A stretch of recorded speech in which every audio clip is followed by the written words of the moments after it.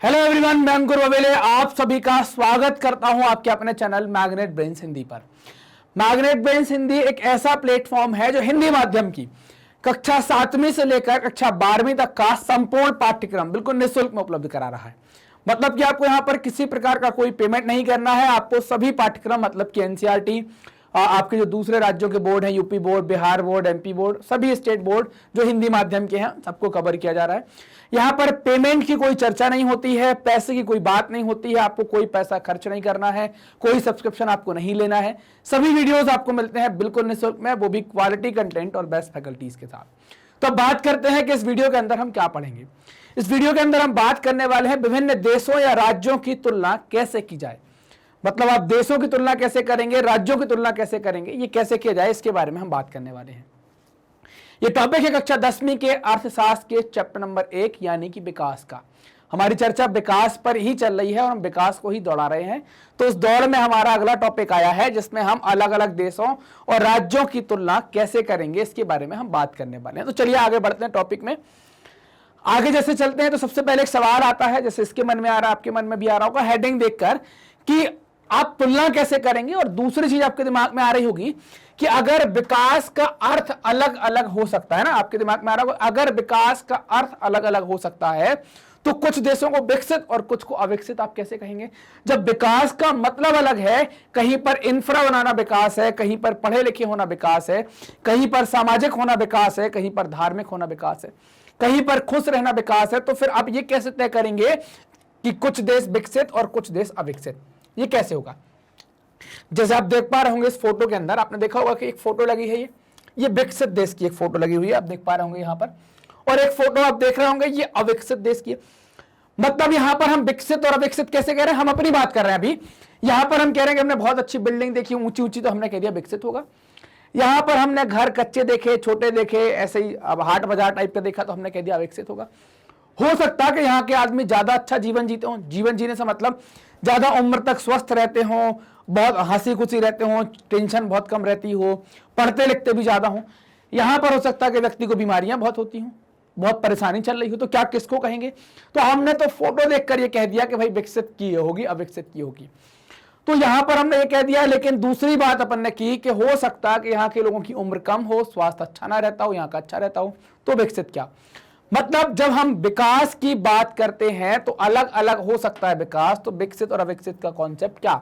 एक और प्रश्न आएगा दिमाग में, प्रश्न ये होगा जब हम भिन्न भिन्न चीजों की तुलना करते हैं तो उसमें समानताएं और अंतर दोनों हो सकते हैं। जब हम अलग अलग चीजों की बात करते हैं तो उनमें समानता भी हो सकती है, उनमें अंतर भी हो सकता है, ये सामान्य सी बात है। तुलना के लिए हम किन पहलुओं का प्रयोग करते हैं ये भी आपको देखना होगा। आप तो तुलना के लिए जो पहलू उठाते हैं तो कई सारी बातें आपको देखनी होगी कि भाई वो समान भी हो सकते हैं, उनमें अंतर भी हो सकता है। उदाहरण के तौर पर अगर हम बात करें कि आपको कक्षा में विद्यार्थियों की तुलना करनी है, आप किसी कक्षा के अंदर विद्यार्थियों की तुलना करते हैं, तो आप तुलना करें किस आधार पर, आप तुलना करते हैं ऊंचाई के आधार पर, स्वास्थ्य के आधार पर, प्रतिभा के आधार पर। ये इस आधार पर आप अंतर कर सकते हैं कि वो व्यक्ति ऊंचा है, वो स्वस्थ है, वो होशियार है, उसका इसमें मन लगता है, ऐसे आपका तुलना हो सकती है। ये आप क्लास के अंदर विद्यार्थियों के साथ तुलना करने का आपका तरीका यहाँ पर हो सकता है। अंतर को लेकर आपके मन में कई सारी संभावनाएं होंगी, जो आपने अंतर पैदा किए हैं, इन अंतर को लेकर कई सारी संभावनाएं होंगी। सबसे स्वस्थ विद्यार्थी सबसे पढ़ाकू विद्यार्थी ना हो, ऐसा हो सकता है। जो हट्टा कट्टा होता है वो हो सकता है पढ़ाई में उतना अच्छा ना हो।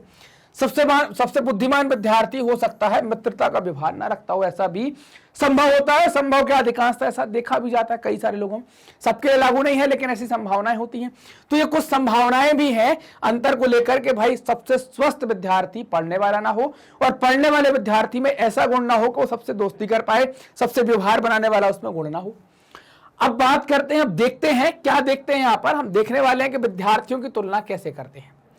जो मापदंड प्रयोग करेंगे वह तुलना के उद्देश्य पर निर्भर होगा। कैसे, हमारी तुलना का उद्देश्य क्या होगा। हमारी तुलना का उद्देश्य है कि हम स्कूल के लिए अलग अलग टीम का चयन करने वाले हैं, तो यहां पर सबके चयन का मापदंड अलग होगा। मान लीजिए कि हम खेल कूद की टीम को चयनित करते हैं, तो हमें देखना होगा कि व्यक्ति स्वस्थ कितना है, हट्टा कट्टा कितना है, अच्छे से दौड़ सकता है, खेल सकता है कि नहीं। अगर हमें बात टीम के बारे में बात करनी है तो हमें देखना होगा कि उसमें वाक्य पटुता कितनी अच्छी है, वो बोलता कितने अच्छे से है, बात कितने अच्छे से रखता है, ये देखना होगा। संगीत की टीम की बात करनी है तो हमें उसके म्यूजिक के गुणों पर ध्यान देना होगा, संगीत के गुणों पर कि गाना बजाना कितना अच्छा है। पिकनिक के लिए कोई टीम चुननी है तो भाई कोई ऐसे लोग जो कोऑर्डिनेट कर पाए, लोगों को ध्यान रख पाए, हमें ऐसी, तो सबके लिए क्या हो जाएगा, आपके मापदंड अलग हो जाएंगे, सबको आप अलग अलग तरीके से देखेंगे। मतलब यहां पर आप केवल ये नहीं करेंगे बोले भाई जिसके नंबर ज्यादा होंगे वही क्रिकेट खेलेगा, जिसके नंबर ज्यादा होंगे वही संगीत में जाएगा, जिसके, ऐसा नहीं। हर एक चीज की जिस भी सेगमेंट में, जिस भी चीज में हम बात कर रहे हैं, हमने खेल की बात करी तो खेल कूद वाला जाएगा, संगीत की बात करेंगे तो संगीत वाला जाएगा। तो हर एक चीज के लिए मापदंड क्या होंगे, अलग अलग होंगे। फिर भी अगर हमें किसी उद्देश्य से कक्षा के विद्यार्थियों की सर्वांगीण प्रगति के बारे में मानक चाहिए हो तो हम कैसे चुनेंगे। मतलब हमें कक्षा के विद्यार्थियों के सर्वांगीण प्रगति, हर प्रकार की प्रगति के बारे में कुछ मानक चाहिए तो कैसे चुनेंगे। सामान्यतः हम व्यक्तियों की एक या दो महत्वपूर्ण विशेषताएं लेकर उनके आधार पर तुलना करते हैं। तुलना के लिए क्या महत्वपूर्ण विशेषताएं चुनी जाए, इन पर मतभेद भी हो सकते हैं, मतलब ये आप मान के चलना कि इस पर कुछ कुछ मतभेद भी हो सकते हैं, चलेगा। तो हम सामान्य तौर पर दो चार की अगर बात करें तो क्या होंगी, दो चार की बात करते तो विद्यार्थियों का मित्रतापूर्ण व्यवहार, वो आपस में कैसे बात करते हैं, सहयोग की भावना, उनकी रचनात्मकता और उनके द्वारा प्राप्त अंक। ये 4-5 चीजें आप लेकर चलेंगे जिससे आप सर्वांगीण प्रगति की ओर बात करें कि भाई हमने व्यक्ति को विकास के बारे में बात की। यही बात विकास पर भी लागू होती है कि केवल आय के आधार पर आप विकास तय नहीं कर देंगे। एक फैक्टर नहीं होगा कि एक आधार पर आप विकास तय कर देंगे। जब क्लास में विद्यार्थी केवल अंक के आधार पर अच्छा या बुरा नहीं हो सकता, उसकी कई सारी बातें और ध्यान रखनी हो, अंक ज्यादा अच्छे आते हो लेकिन व्यवहार बहुत खराब हो तो ऐसे ही आप देश के विकास के बारे में केवल आय को आधार नहीं बना सकते, आय के आधार पर आप चल नहीं सकते। देशों की तुलना करने के लिए उनकी आय सबसे महत्वपूर्ण विशेषता समझी जाती है, आप समझ सकते हैं, लेकिन केवल उसके आधार पर हमने देखा था कि हम कई और तरीके भी देखते, तो केवल उसके आधार पर, तो उसके आधार पर तो नहीं होंगे। हम आय के आधार पर क्या कह देते हैं, विकसित और पिछड़ा कह देते हैं। मतलब जिन देशों की आय अधिक है उन्हें कम आय वाले देशों की तुलना में क्या कहते हैं, विकसित कह देते हैं। तो हमने यहां पर बात की कि आप देख पा रहे हैं कि विकास की बात हम लागू करते हैं देशों पर और उसमें आय के सेगमेंट को हम मान लेते हैं, लेकिन क्या आय ही आधार होगी, बिल्कुल नहीं होगी। आगे बात करें, केवल आय के आधार पर हम नहीं कर पाएंगे। अधिक आय का मतलब क्या हो गया, अधिक आय का मतलब हो गया, जैसे वहां पर हमने बात की विकास का मतलब हम आय मान के चलते, लेकिन आगे जाकर मैं इस बात को नकारूंगा, केवल आय नहीं। आय का मतलब क्या है कि आप अपनी आवश्यकताओं की चीजों को, आपकी इच्छा की चीजों को आप पैसे के माध्यम से खरीद सकते हैं। अधिक आय मतलब मानवीय आवश्यकताओं की सभी वस्तुओं का अधिक होना। पैसा ज्यादा है, मोबाइल का मन कर दिया खरीद लिया, पैसा ज्यादा है, गाड़ी का मन कर दिया खरीद लिया, पैसा ज्यादा है, घूमने का मन कर रहा है चले गए, पैसा ज्यादा है, कुछ भी खरीद लिया। तो जो भी मन करेगा वो कर लेंगे, जो भी आवश्यकता है वो कर लेंगे। पैसा कम होगा तो नहीं कर पाएंगे। तो इस आधार पर आय को विकास के मामले में सेट किया है। तो अब ये अधिक आय है, ये कैसे प्राप्त करेंगे आप, कैसे प्राप्त होगी आपको, जो भी लोगों को पसंद है और उन्हें लगता है कि उनके पास होना चाहिए वो सब प्राप्त कर लेंगे। जिसे सब आवश्यकताएं हैं तो ये क्या प्राप्त करेंगे, तो ये वाली बात कर रहे हैं कि आप क्या प्राप्त करेंगे, जो लोगों को पसंद है, उन्हें लगता है कि उनके पास होना चाहिए, सब कुछ आप यहां से प्राप्त कर सकते हैं। तो आय से पहली चीज तो आपको ये प्राप्त हो गई। इसलिए ज्यादा आय अपने आप में एक महत्वपूर्ण लक्ष्य समझा जाता है कि इस आधार पर आप ये तय कर पाएंगे कि भाई आपके पास साधन ज्यादा हो सकते हैं अगर आय के साधन ज्यादा है।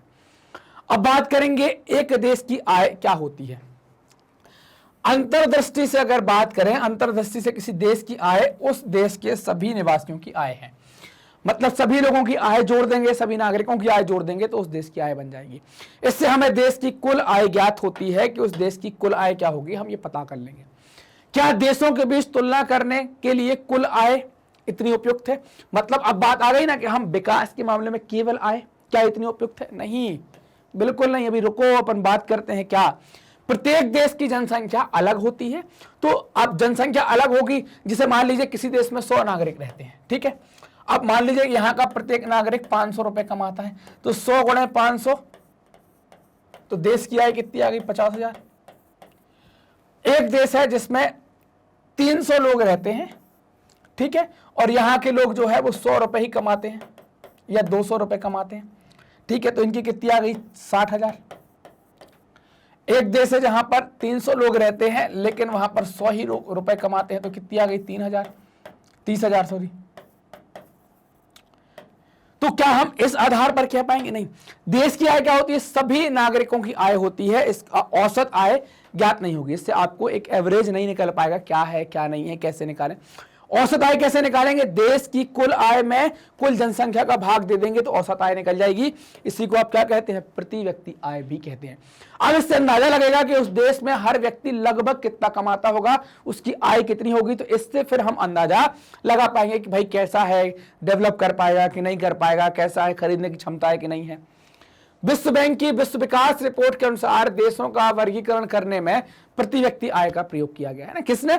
वर्ल्ड बैंक की वर्ल्ड डेवलपमेंट रिपोर्ट जो आती है, विश्व बैंक की विश्व विकास रिपोर्ट। तो समृद्ध और उच्च आय वाले देश 2019 में जिनकी प्रति व्यक्ति आय 49,300 रुपए प्रति वर्ष या उससे ज्यादा थी। निम्न आय वाला देश जिनकी प्रति व्यक्ति आय 2500 प्रति वर्ष या उससे कम थी, उसको निम्न वाला कह दिया। तो यहां पर इन्हें क्या कर दिया? आय के आधार पर इतना कमाएंगे, इससे ज्यादा कमाएंगे तो समृद्ध हैं, इतना तक कमा रहे हैं, है ना, या इससे कम कमा रहे हैं तो निम्न आय वाले देश में डाल दिया। भारत को अगर आप देखते हैं तो भारत की जो आय है वो 6700 प्रति वर्ष है, मतलब मध्य आय वर्ग के देश में आता है हम, मतलब समृद्ध और निम्न के बीच में। क्योंकि 2019 में हमारी आय अगर निम्न से देखें तो ऊपर है, अगर हम निम्न से बात करें तो निम्न से क्या है? ऊपर। 2500 बात की गई, इससे ऊपर है, और इससे तो बहुत कम है हमारी, तो हम मध्य के अंतर्गत आ गए। समृद्ध देशों जिनमें मध्य पूर्व के देश और कुछ अन्य छोटे देश शामिल नहीं है, को आमतौर पर विकसित कहा जाता है, उनको डेवलप्ड कंट्री कहा जाता है। औसत आय क्या है? तो औसत आय पर चर्चा करते हैं। यद्यपि औसत आय तुलना के लिए उपयोगी है, परंतु इनके द्वारा असमानताओं की जानकारी नहीं मिलती। मतलब औसत आय असमानता की जानकारी छिपाता है। आप कह सकते हैं कि मान लीजिए कि जैसे एक परिवार, मान लीजिए एक देश में 4 परिवार रहते हैं, 3 परिवार कमाते हैं 500 रुपए प्रतिदिन के हिसाब से, और एक परिवार कमा लेता है 48,000 रुपए। इनकी औसत आय 500 है, इनकी 48,000 है। आप औसत आय कैसे निकालेंगे? मान अपन यहाँ 2000 कर लेते हैं तो अपना राउंड फिगर बन जाएगा। तो आपका कितना हो गया? 50,000 हो गई देश की आय। अब 50,000 आय में आपने, ये देश क्या है, 50,000, इसमें 4 लोग रहते हैं देश में, तो 4 लोग का अपन ने भाग दे दिया, तो कितना आ गया? 4 एकम 4, 4 दुनिया 8, 4 पंचे 20, 1250 आपकी आय आ गई। मतलब इनने कमाया कितना है?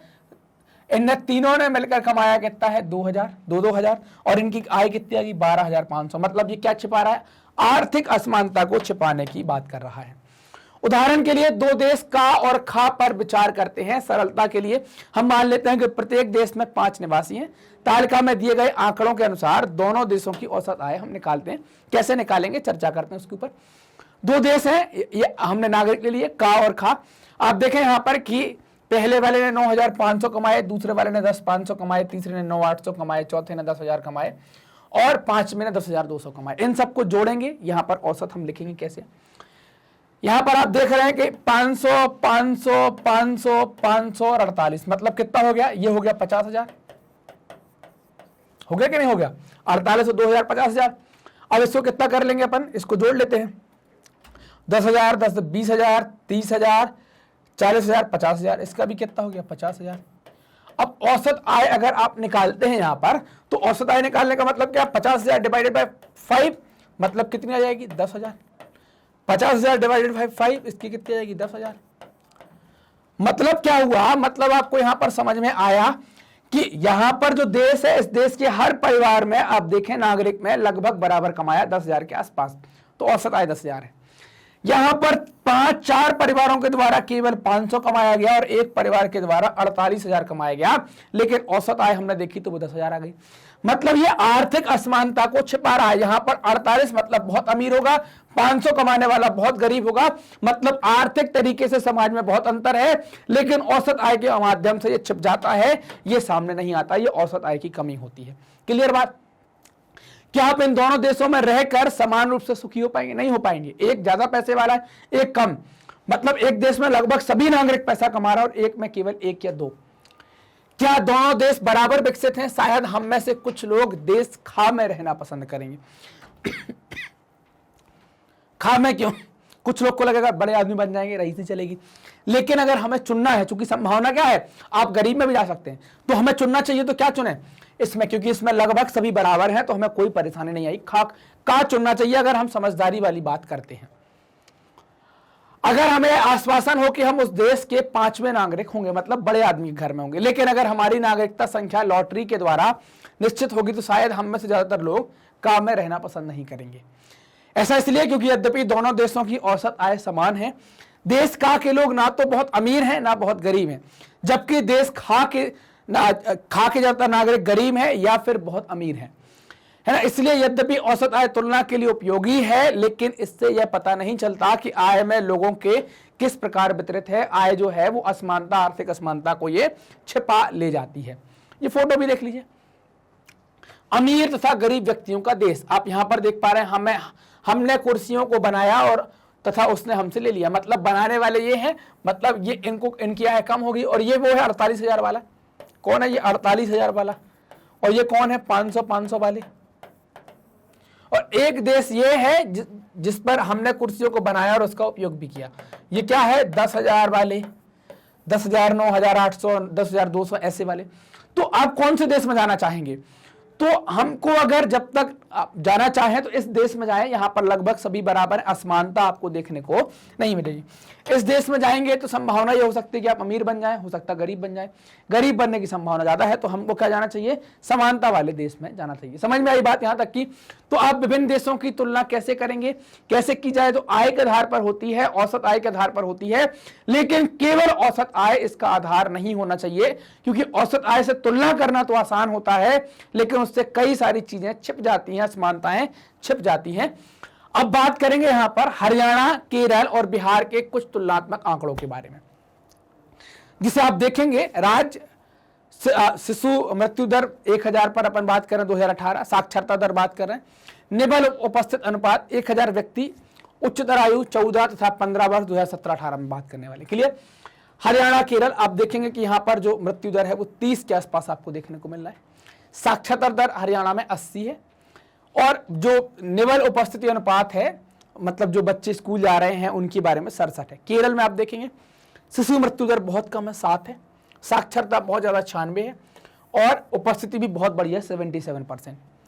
बिहार में मृत्यु दर 32 हाईएस्ट, साक्षरता 71 लोएस्ट, यहां इन तीनों की बात करें, और उपस्थिति भी बात करें तो सबसे कम है।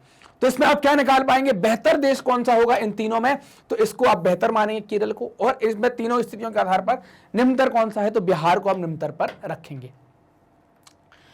अब अनंतिम की बात करें, इस तालिका में प्रयोग किए गए कुछ शब्दों की व्याख्या। जैसे शिशु मृत्यु दर, किसी वर्ष में पैदा हुए 1000 जीवित बच्चों में से 1 वर्ष की आयु से पहले मर जाने वाले बच्चों को क्या कहते हैं? अगर वो उनके दर को क्या कहते हैं? वो शिशु मृत्यु दर 1000 पर निकालते हैं। उम्र कितनी होगी बच्चे की? एक साल से पहले वाला। साक्षरता दर 7 वर्ष या उससे अधिक आयु के लोगों में साक्षर जनसंख्या का अनुपात, 7 उससे ज्यादा। साक्षर का मतलब जो कुछ पढ़ लेते हैं, कुछ लिख लेते हैं, समझते हैं, उनको साक्षर कहते हैं। निबल उपस्थिति अनुपात 14-15 वर्ष की आयु के स्कूल जाने वाले कुल बच्चों का उस आयु वर्ग के कुल बच्चों के साथ प्रतिशत। तो ये हमने देखा कि कैसे हम तुलना करेंगे। हमने आय के आधार पर भी देखा, फिर हमने वैसे भी देखा कि भाई शिक्षा दर क्या होनी चाहिए, साक्षरता क्या होनी चाहिए, तो हमने शिशु मृत्यु दर क्या, इस आधार पर भी देखा। तो राज्यों में तुलना करना या देश में तुलना करना केवल आय पर नहीं होगा, कुछ और आधार भी आपको लगाने होंगे। मैग्नेट ब्रेन्स अपनी हाई क्वालिटी एजुकेशन के लिए जाना जाता है। आपको मैग्नेट ब्रेन्स के वीडियो सब कुछ मिलेंगे, कहां पर? यूट्यूब के ऊपर, एप्लीकेशन के ऊपर और वेबसाइट के ऊपर। आप वहां पर सारे वीडियोस देख सकते हैं।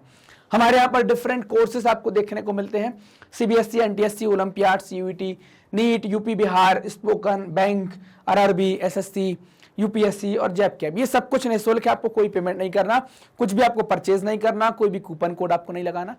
आप हमसे डिफरेंट सोशल मीडिया प्लेटफॉर्म पर भी जुड़ सकते हैं। आप यूट्यूब के माध्यम से, फेसबुक के माध्यम से, इंस्टा के माध्यम से, ट्विटर और टेलीग्राम के माध्यम से जुड़ सकते हैं। आप यूट्यूब पर मैग्नेट ब्रेन्स हिंदी को सब्सक्राइब करें, लाइक करें, अपने दोस्तों के साथ शेयर करें। तो आप घंटी वाला निशान भी दबा दें सब्सक्राइब के साथ, ताकि आपको नोटिफिकेशन मिलता रहे कि भाई कौन से और वीडियो आने वाले हैं। रेगुलर वीडियो आपको उपलब्ध कराए जाते हैं, ताकि आपकी पढ़ाई में किसी प्रकार की बाधा ना आए यहाँ पर, है ना। तो आप हमारे चैनल को लाइक करें, सब्सक्राइब करें, अपने दोस्तों के साथ जरूर शेयर करें। ये शिक्षा क्रांति एक तरीके की, और आप इसका हिस्सा बने शेयर करके, ताकि और दूर दूर के लोगों तक ये पहुंचाएं, क्योंकि ये बिल्कुल निःशुल्क शिक्षा है, निःशुल्क और क्वालिटी एजुकेशन है। मतलब फ्री का मतलब ये नहीं है कुछ भी बांट दिया, फ्री और बहुत अच्छी शिक्षा आपको यहाँ पर उपलब्ध कराई जा रही है। मिलते हैं अगले वीडियो में, तब तक अपना ध्यान रखिए, स्वस्थ रहिए, मस्त रहिए। धन्यवाद।